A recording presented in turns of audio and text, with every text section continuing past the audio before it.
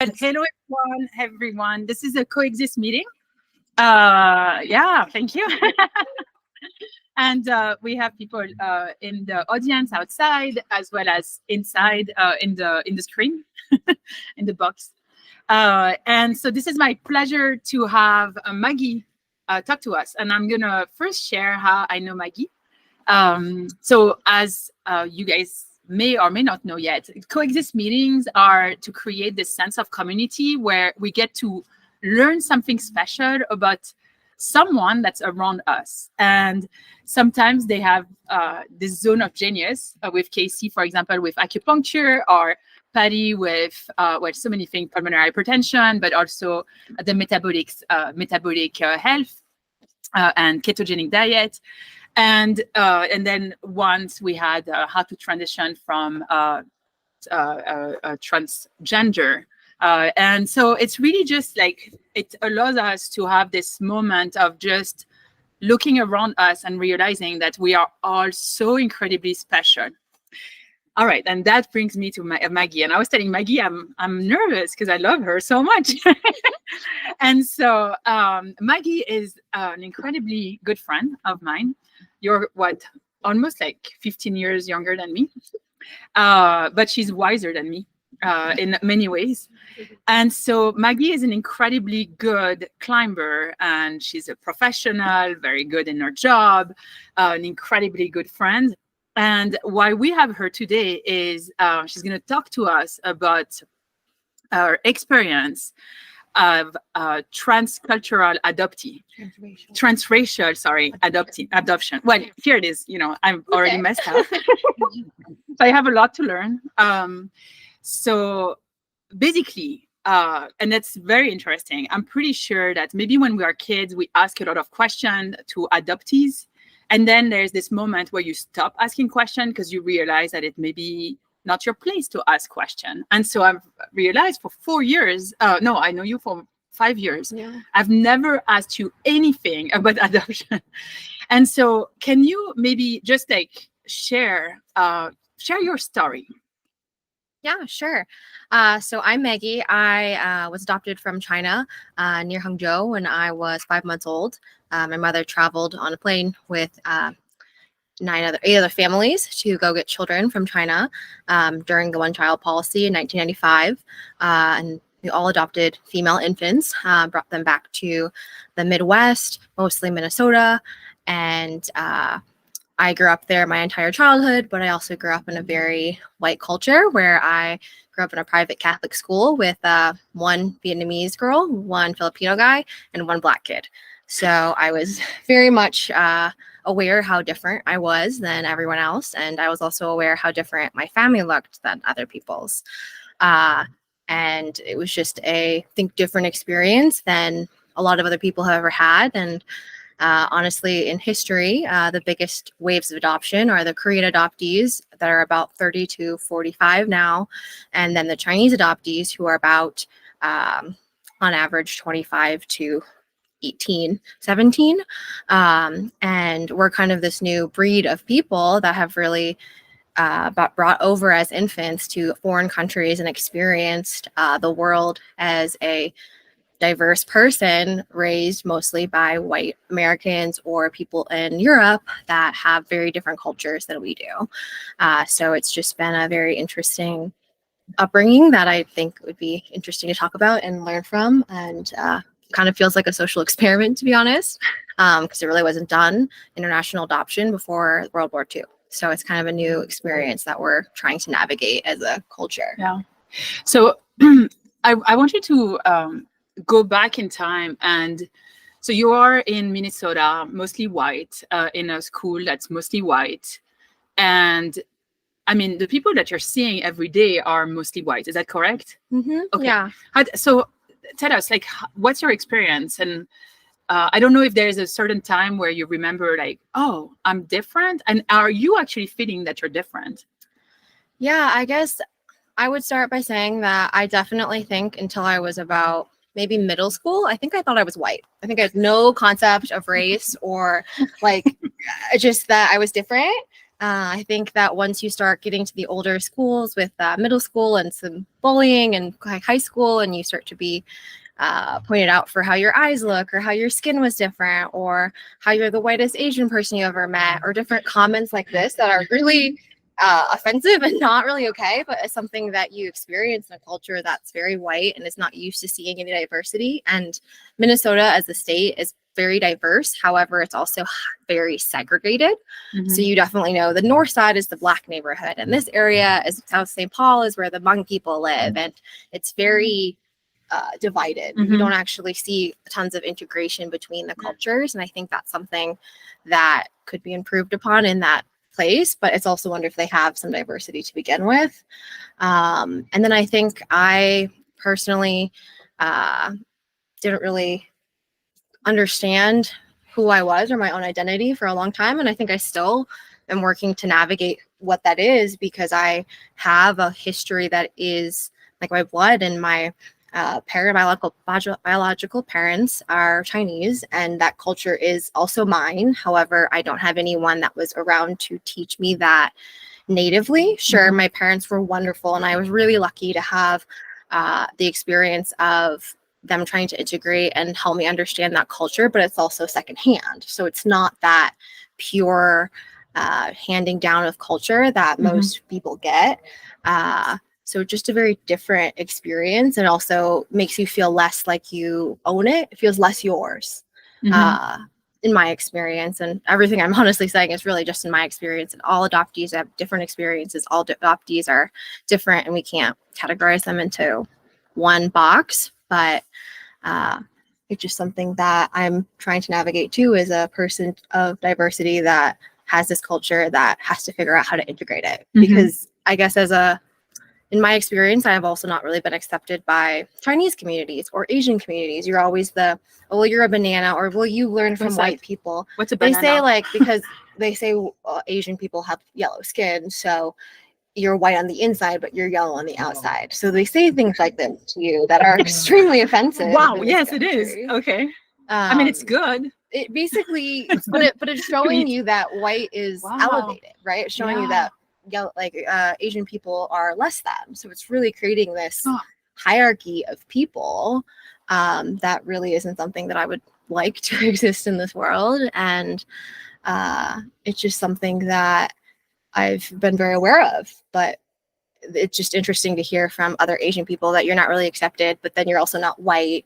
So you're not really fully in this world. You're kind of trying to create this middle ground. And I feel like our generation of Chinese immigrants, and also Korean immigrants that came to this country as children and were adopted to families of a different race, are trying to navigate this experience. So that's just something I think we're trying to learn and navigate as a culture. So it can be like, when this is all from past experience from a long time ago, and I don't know much about adoption, but it is true that being adopted can be already rough, right? In French, I remember meeting someone that had been, so we call it abandonné, so abandoned, and then given to someone else, right? And she said something beautiful. She said, but in the word, my adopted mom said that in the word abandon, there's the word abandonné, there's the word donner.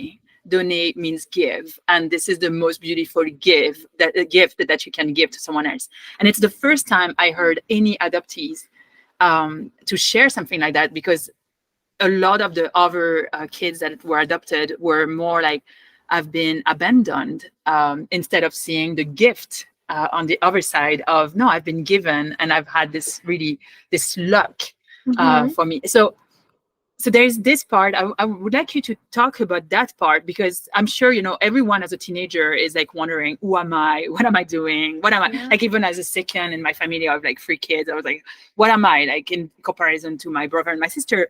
So I'm sure that there's like this second layer, this extra layer of, who am I? I'm looking Asian. But then in addition, I'm adopted from another culture. Yeah, absolutely. I think adoption in general is a very challenging topic for a lot of people. A lot of adoptees I know have different feelings of abandonment, feelings of self-worth, I think, is a big thing.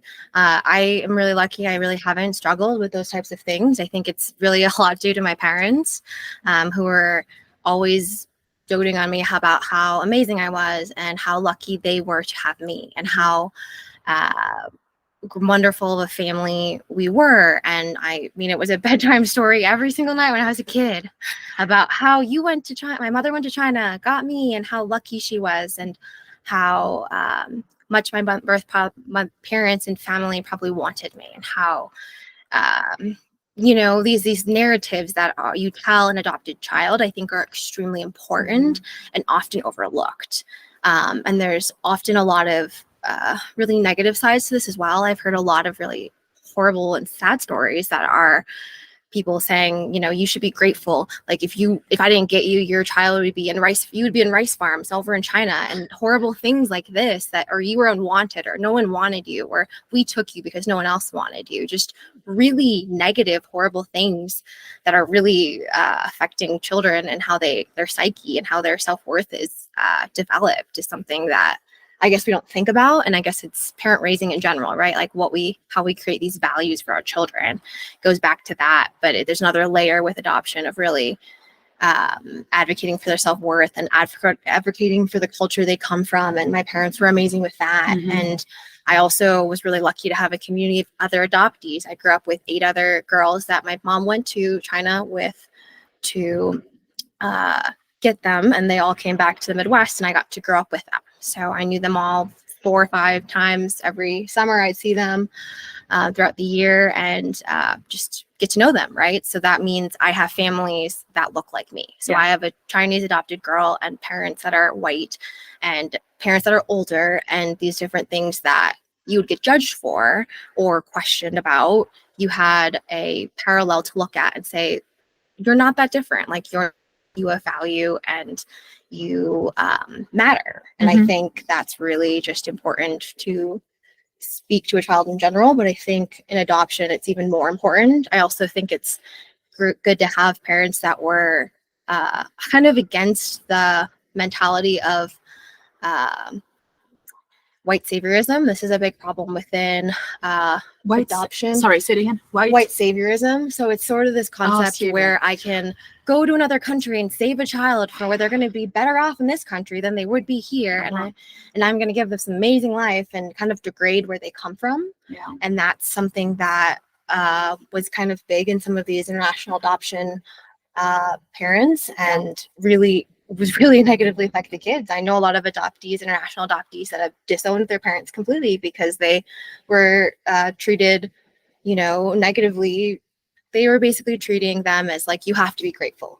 I brought you here. I gave you this life. You should be grateful. Like you just I gave you all this, like, be grateful. It's like a forced gratitude. It's not this natural loving thing that it should be within a parent and a child. And it's really hurt a lot of adoptees, especially international adoptees, in this experience. And also just the fact a lot of transracial adoptees, which means your adopted child is different race than you as a parent. And it's also this concept of white parents or other parents of adoptees saying things that were racially incorrect or racially aggressive towards people of the same race as your adopted child. That's what we really call microaggression, and it's something that's really been affecting a lot of other adoptees that I'm aware of. And it's something that they're trying to navigate with their parents to feel safe, and they might have to create boundaries with their parents, even though they raised them and they want to be close to them. But if their mentality is conservative and really creating an unsafe environment for them, they have to protect themselves. But you shouldn't have to protect yourself from a parent. And I think that's in general. There's abusive parents. There's a lot of other alcohol abuse, all these other types of things that a child should never see. And I think that's one of them. Can you tell us and I'm assuming I probably could ask your mom, but I'm sure you have asked your mom and your dad. So you were 8 families that got 8 little girls from China. What made you decide, oh, we're going to continue to see each other? Like, was this part of the organization, or was this something that the parents realized, okay, this will be useful?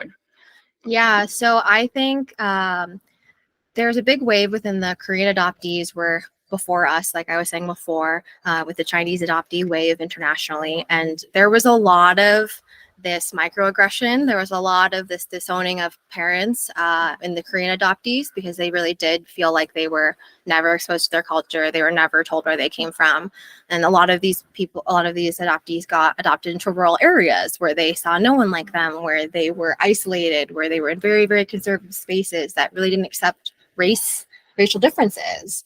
And I think the message my mother has always told me is that she got this message of, oh my gosh, you need to teach your children now in this Chinese wave of adoptees. You need to teach them their culture. You need to tell them where they come from. You need to help them understand and make them feel safe, because you don't want this to happen, right? And I think that's maybe a learning that we took from this Korean adoptee wave, that the Chinese parents or the Chinese adopted parents get to benefit from. And my mother, honestly, single-handedly with the other adoptees in that group said, hey, we got this message, let's do something about it, right? Like, we all have this shared story, let's create this environment for our children to have people to relate to.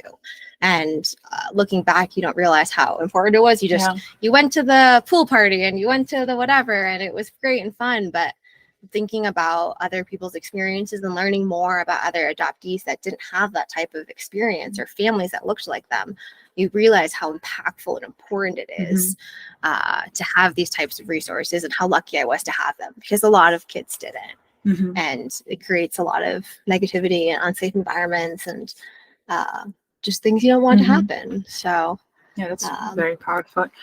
It's funny, like, looking back, and just realizing that, oh, I was lucky with this. Oh, I was lucky with that. Oh, I was lucky with this. And then you realize that it's thanks to my upbringing and the luck. And I'm grateful now, right?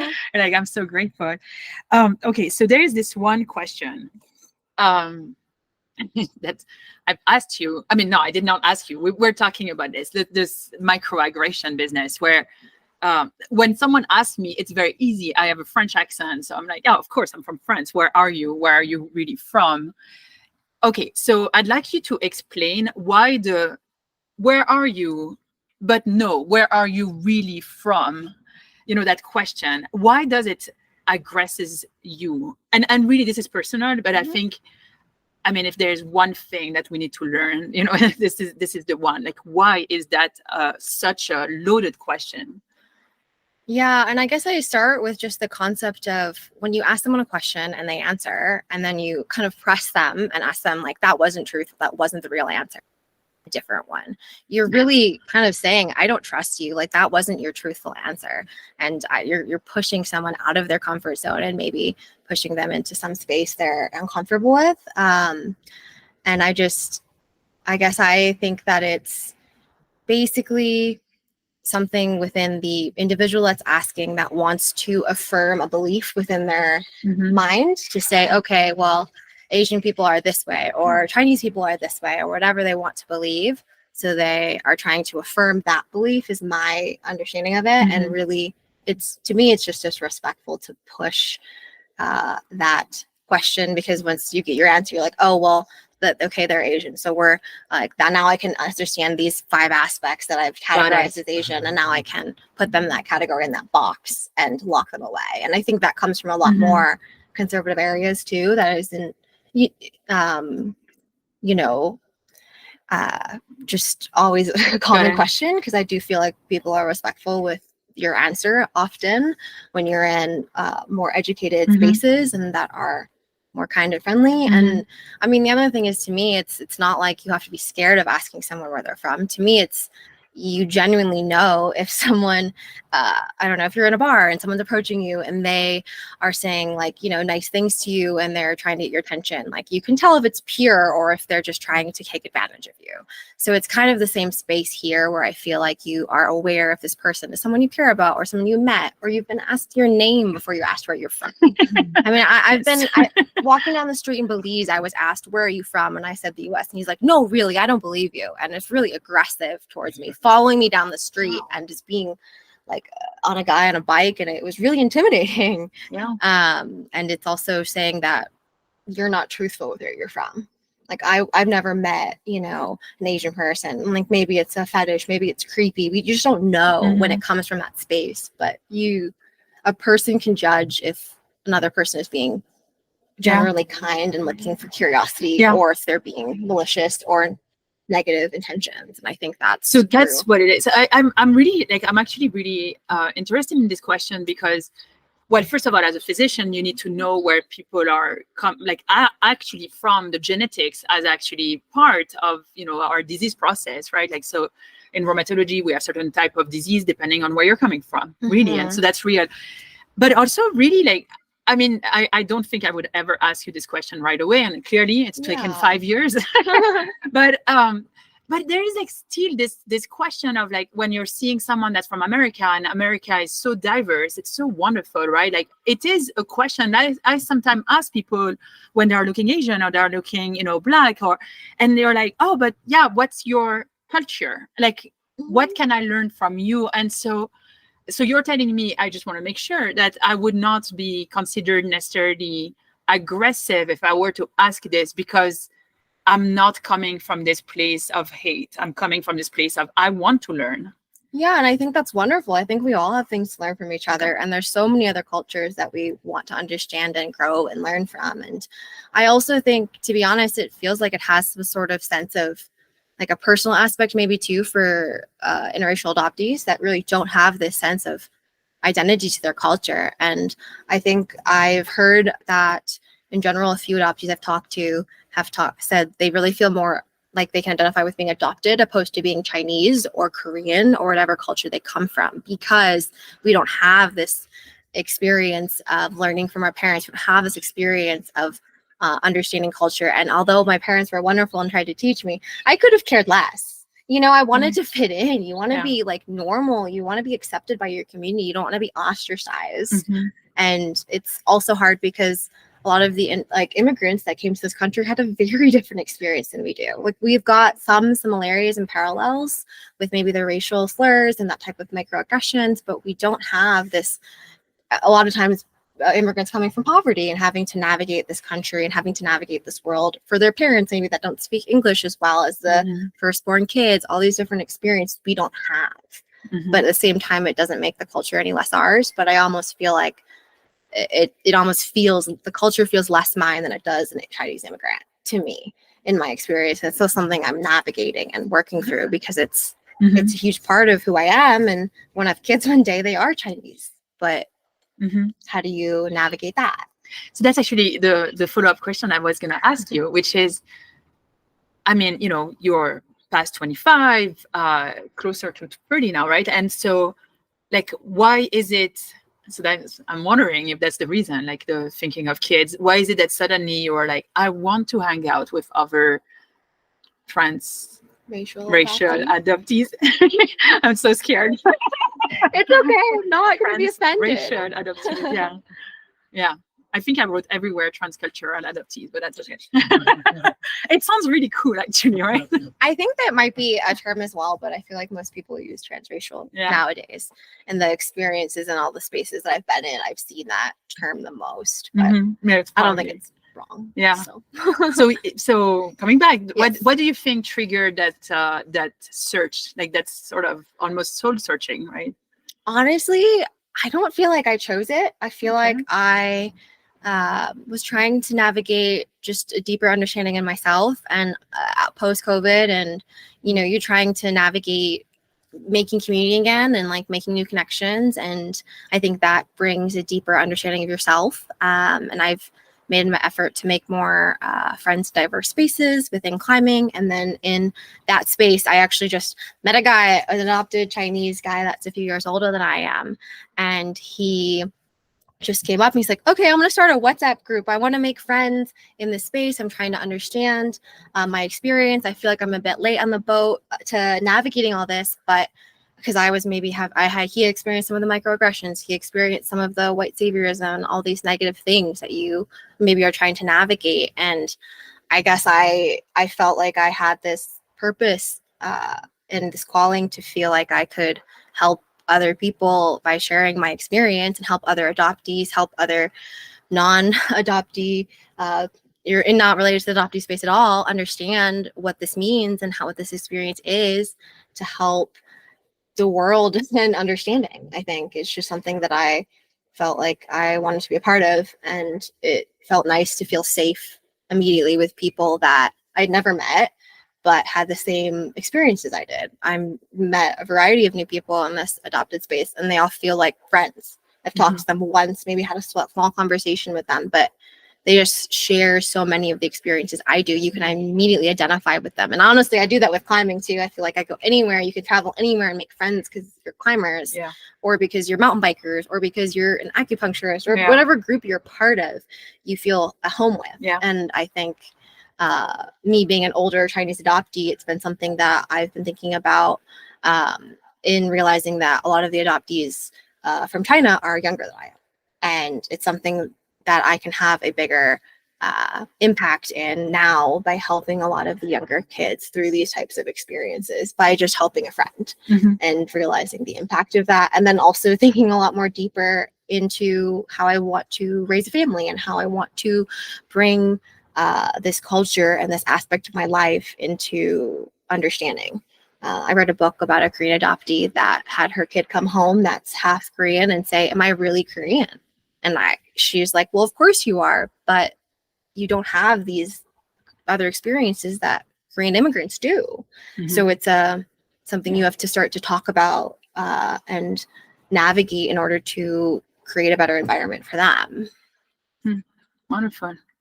Thank you. Okay, so this is a little different than the usual Coexist meeting, but because we have your mom and your dad here, I kind of wonder if, Mari, if you would take my seat and ask questions to your daughter, or maybe your daughter ask questions to you. And if you don't feel like it. I'm right now just, okay, so. Come up here. Come up here. Yeah, just try not to cry. You can cry. You can cry it on. Thank you. Give me a moment here. I'm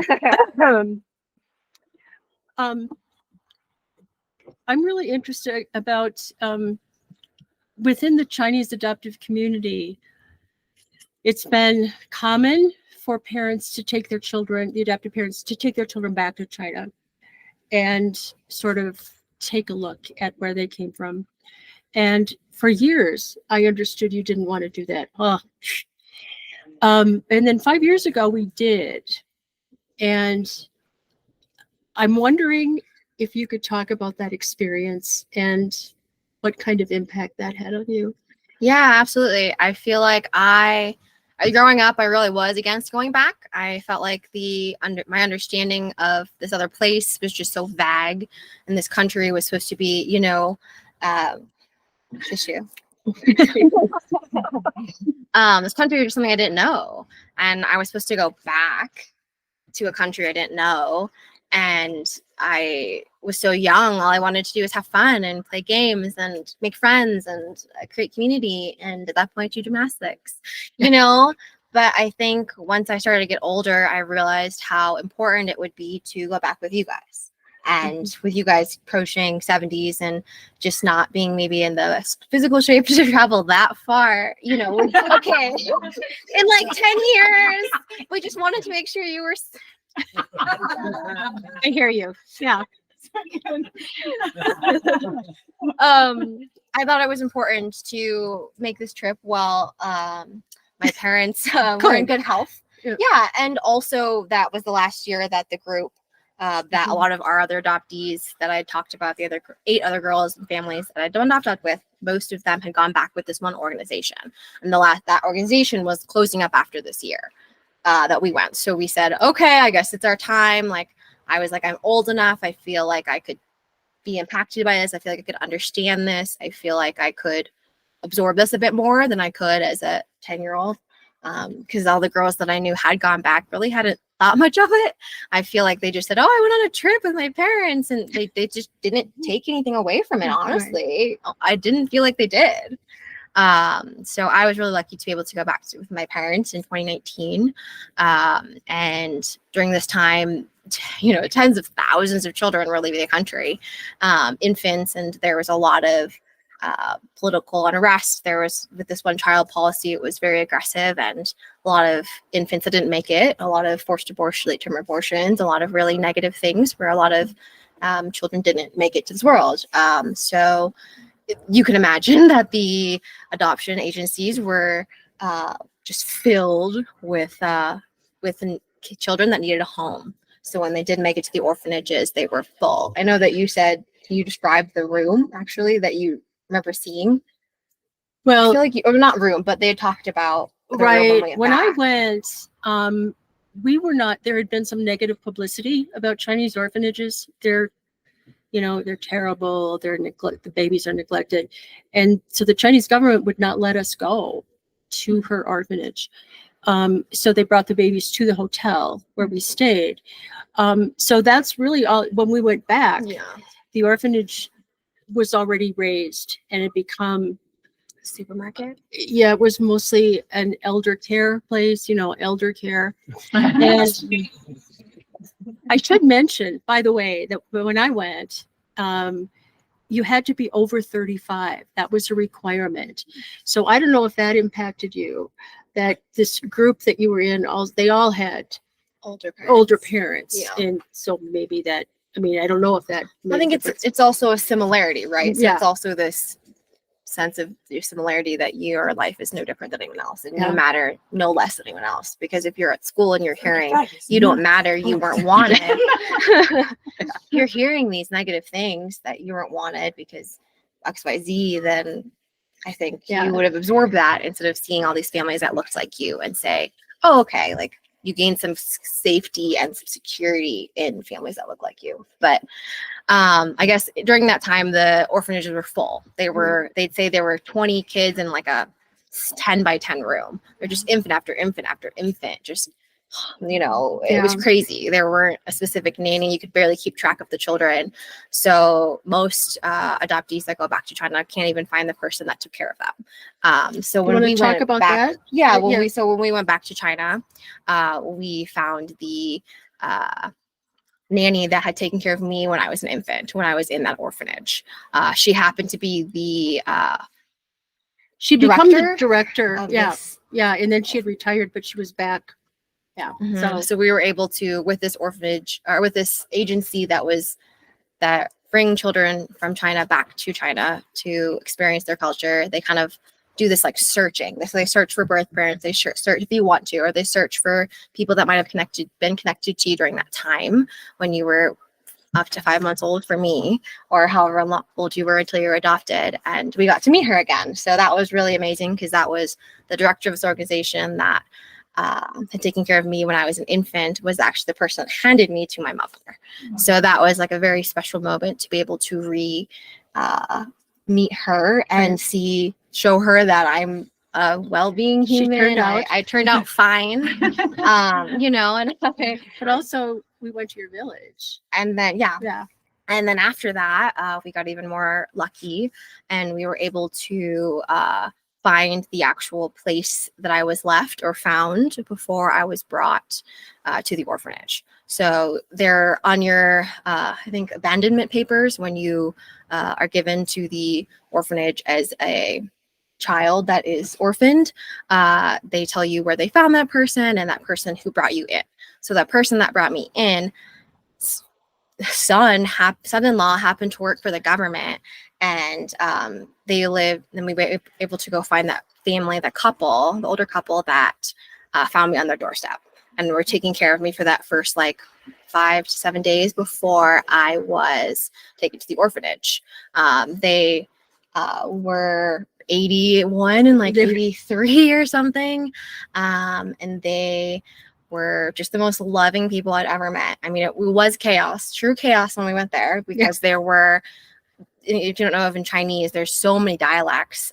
It's not just Mandarin, it's not just Cantonese.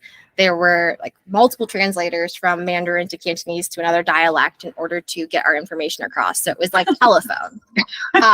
It was like emotional telephone, and I just sat there quietly, like trying to just like exist. But we went into their home, and we saw this, like probably one of the most poor places I've ever seen in my life. There were rice fields across the street. It was a concrete building they lived in. They had plastic bags of spices on the wall and wood burning stoves.